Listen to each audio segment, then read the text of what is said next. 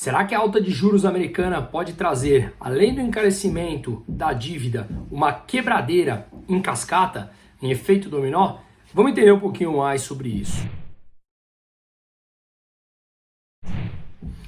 Eu venho falando já há alguns meses, na verdade já desde o começo da pandemia, sobre as práticas que se tornaram usuais entre os bancos centrais, principalmente os Estados Unidos, o Banco Central Americano e o Banco Central Europeu, a partir de 2009, que essas práticas levariam inevitavelmente a um processo inflacionário como um todo. Obviamente não sabíamos quando, mas que as medidas tomadas pelos governos ao quebrar as cadeias de logística no mundo e culminando com uma guerra na Rússia, fez com que esse processo explodisse agora em 2021. O processo que eu falo é o processo de inflação no mundo, mas ele já estava sendo cavado há um bom tempo. Por quê? Vamos entender um pouquinho mais sobre isso. No ano de 2008, quando veio a crise do subprime americano, aquela quebradeira, principalmente das seguradoras e dos bancos, por conta dos títulos podres que os bancos detinham em sua carteira, e esses detentores desses títulos passaram a não honrar os seus compromissos, os bancos ficaram com esses títulos sem pagamentos na mão e, obviamente, os bancos também vão à falência. Foi isso que aconteceu, a grosso modo explicando, mas para solucionar essa crise ou para tentar minimizar os efeitos dela, em 2008 o governo americano optou por injetar 700 bilhões de dólares no mercado financeiro, salvando esses banqueiros. Tem até um filme que retrata muito bem isso, que chama Too Big to Fail, Grande Demais para Quebrar em português. Quem não assistiu vale muito a pena, que explica e mostra uma cena que ficou marcada, que ali 8, 10 banqueiros basicamente ditavam o destino dos Estados Unidos e, consequentemente, do mundo. Então, eles optaram por salvar os bancos. O governo americano pegou dinheiro público, injetou nessas empresas, nos bancos e nas seguradoras, as ações voltaram a subir e elas estavam capitalizadas novamente. A qual custo? O dinheiro de pagadores de impostos ou o dinheiro impresso pelos Estados Unidos, tá? Bom, a gente passou a viver, a partir de então, um momento de queda de juros a partir da próxima década, tá? Isso falamos em 2008. Em 2009, o G20, os principais países do mundo, eles anunciaram um pacote de mais $1 trilhão de injeção no sistema financeiro para amenizar os impactos dessa crise. Então já estamos falando aí basicamente de 1,7 trilhão de dólares injetados no sistema. Estamos falando de novo 2009 e 2010. Pois bem, passou toda a década de 2010 até a explosão da Covid, que a gente viu o dinheiro crescendo no mundo cada vez mais numa velocidade mais acelerada, num tempo mais curto de tempo. Até eu já fiz um vídeo sobre isso explicando quanto tem no dinheiro, quanto vale o dinheiro, quanto de dinheiro tem em circulação em depósitos à vista e a prazo no mundo como um todo, e a quantidade realmente ela é assustadora. Pois bem, em 2018, um empresário japonês, que veio a ser depois conhecido, ele é dono do SoftBank, que fez investimentos no mundo como um todo, inclusive muitos aqui no Brasil, chegou com mais um cheque de 100 bilhões de dólares para comprar essas empresas.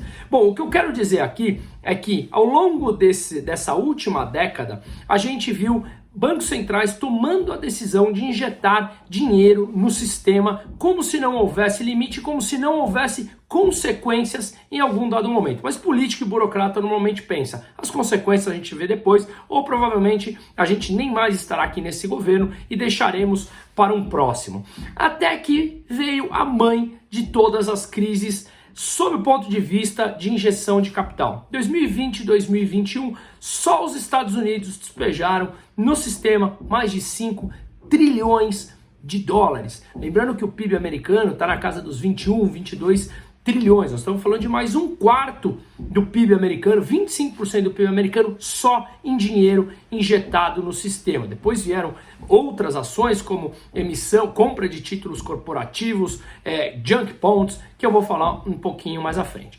Pois bem, um excesso de dinheiro no sistema faz com que o dinheiro perca valor.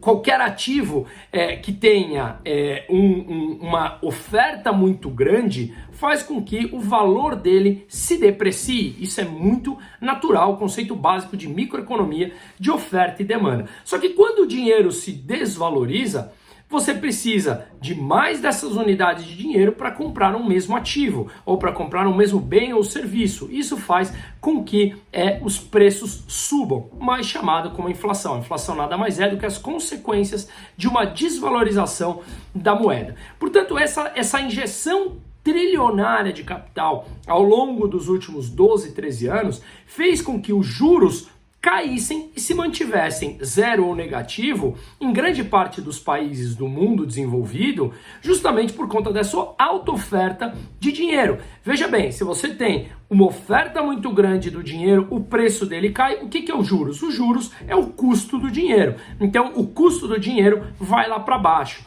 Quando você tem uma oferta muito grande, você vai tomar dinheiro emprestado e tem muita oferta desse dinheiro, o custo dele, os juros que você vai pagar por ele, é cada vez mais baixo. Então o que a gente viu foi que esses juros foram mantidos zero ou muitas vezes negativo mesmo. Chegamos ao ponto bizarro de quem empresta dinheiro a um banco, ou a uma empresa, ou a um governo, tem que pagar para emprestar o dinheiro, juros nominal negativo, tá? E aí, quando você tem esses juros nominal negativo no mundo todo ou zero, né, o que a gente vê é uma má alocação desse capital. Por quê? Quando os juros são ditados pelo livre mercado, ele vai analisar o teu risco e vai te definir uns juros por aquilo. Se eu peço dinheiro para você, você com certeza vai fazer uma análise do meu risco, você vai definir uma taxa de juros. Se eu aceito isso, muito bem. Agora, se alguém de fora intervém e fala, você quer emprestar dinheiro para o Bruno?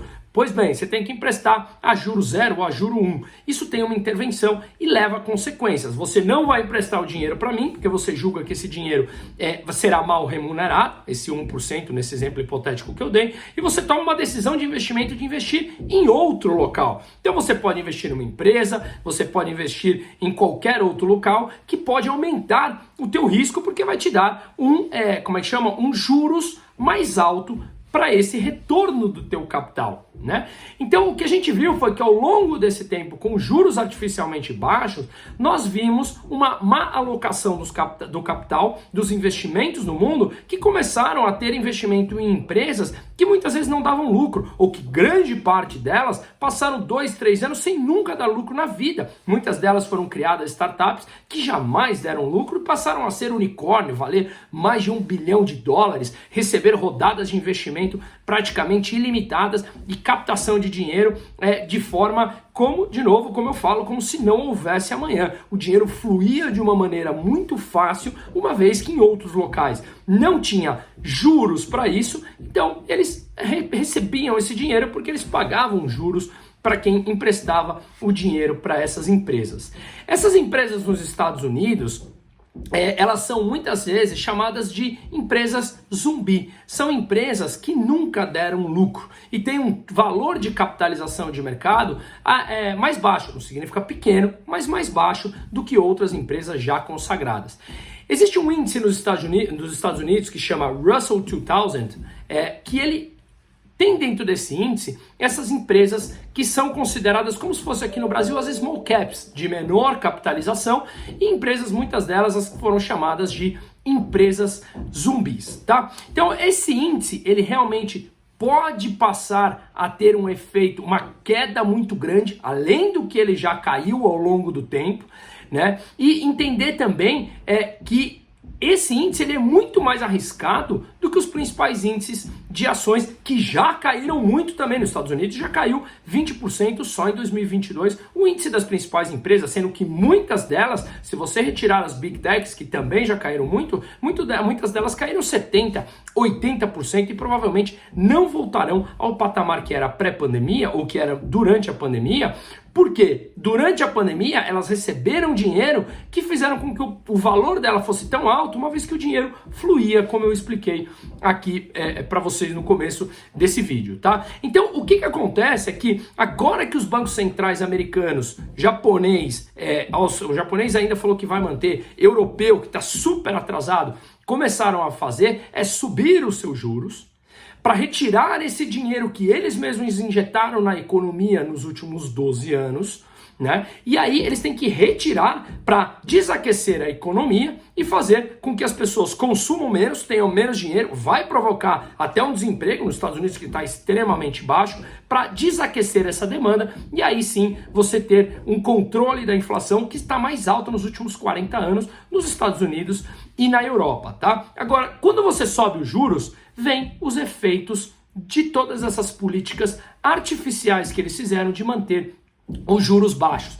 Basicamente, eles vão fazer subir os juros e retirar o dinheiro na economia de forma conjunta, de forma paralela. Eles vão fazendo os dois em paralelo. E o que acontece é que essas empresas que nunca deram lucro passam a ter uma pressão no seu balanço na parte financeira que antes praticamente não contabilizavam porque eles recebiam dinheiro de captação basicamente ilimitada, como eu falei. Além disso, as dívidas que eles contraíram naquele período com juros zero ou muito baixo, agora vão subir. Então as empresas veem um cenário em que a economia começa a desaquecer, porque tem que subir juros para controlar essa inflação que eles mesmos criaram nesses últimos anos.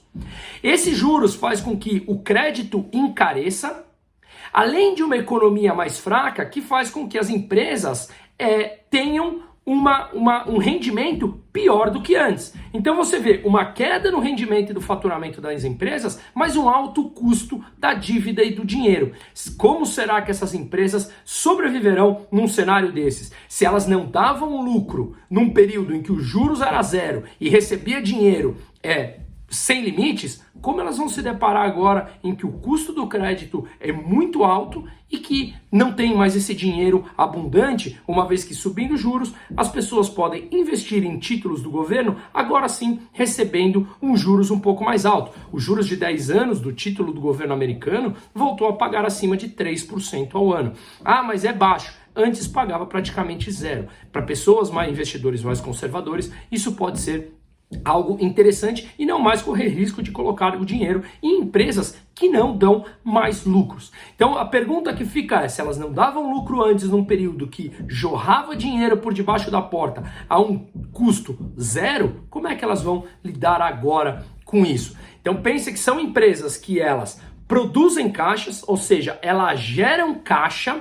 para pagar apenas os serviços que elas prestam e rolar as suas dívidas. Elas não são empresas lucrativas. E as dívidas antes, elas tomavam num patamar muito mais baixo. Agora, elas tomam um patamar muito mais alto. Isso encarece a sua dívida e a gente não sabe se elas conseguirão pagar. Lembrando que se essas empresas não pagam, que muitas delas já começam a dar sinais disso, os bancos detêm muitos desses títulos que elas emitiram de dívida e os bancos passaram a ser os detentores. Será que esses problemas também correrão para o sistema bancário? Não tem nada a ver com 2008, em que o sistema era extremamente alavancado e por isso o sistema bancário e de seguros americano quebrou. Mas sim, a gente deve ver um grande número de empresas indo à falência ou não conseguindo pagar as suas dívidas.